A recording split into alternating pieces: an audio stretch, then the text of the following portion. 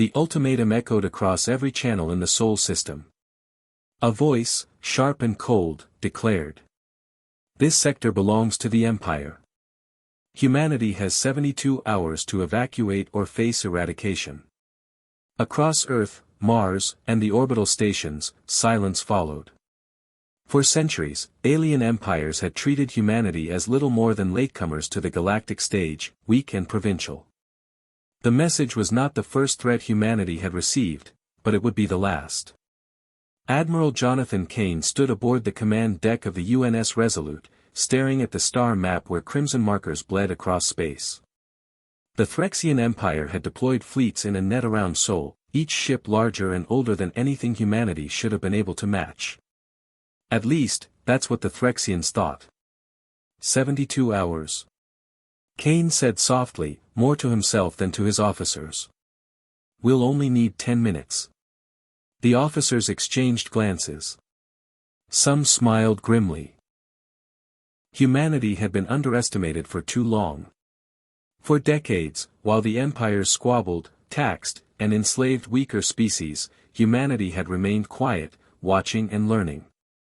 We traded scrap metal and mining rights for obsolete alien drives. We bought scraps of technology with minerals no one else wanted. And then, in hidden shipyards buried in asteroids and behind the ice of Europa, humanity rewrote the rules. The Threxians did not know about Project Aegis.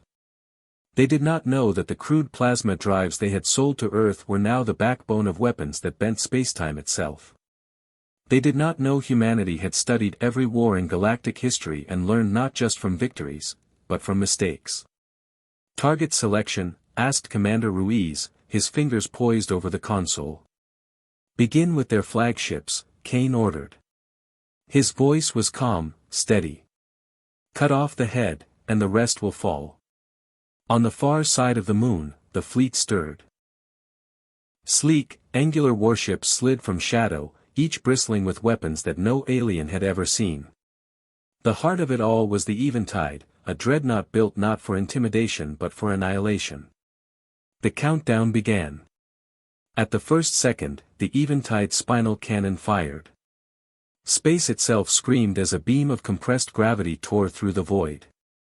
The nearest Threxian battleship, a fortress of alloy and arrogance, folded in on itself like paper in a bonfire.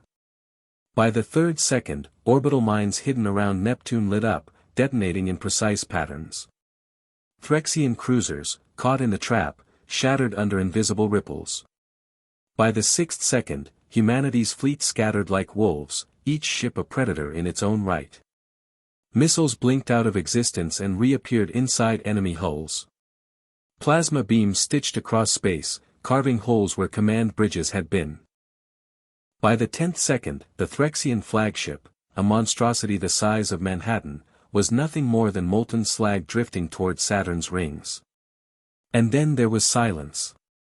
The Threxian fleet, once an iron net, had become debris fields glittering in the darkness. Ships still operational fired blindly, their discipline broken, their coordination shattered. But it didn't matter. Humanity didn't chase them. We didn't need to. The message was already spreading through the stars. On 1,000 alien worlds, governments and rebels alike received the same fragmented transmission: the Threxian Empire's 7th Fleet destroyed in 10 seconds. By humans. Admiral Kane turned away from the viewport. His officers looked to him, waiting for the next command. He simply said, "Send a reply." Ruiz nodded and patched through the comms. The Admiral's voice carried across the Empire's frequencies, clear and unyielding. You gave us 72 hours to evacuate. We needed 10 minutes to end your empire. From this day forward, Earth does not kneel. Remember that when you speak to humanity again. The transmission ended. Across the bridge, silence lingered. Not the silence of fear, but of awe. Humanity had not just survived the ultimatum. It had announced, to the galaxy and to history itself, that it would never be prey again. And as the stars looked on, the age of empires ended, and the age of humanity began.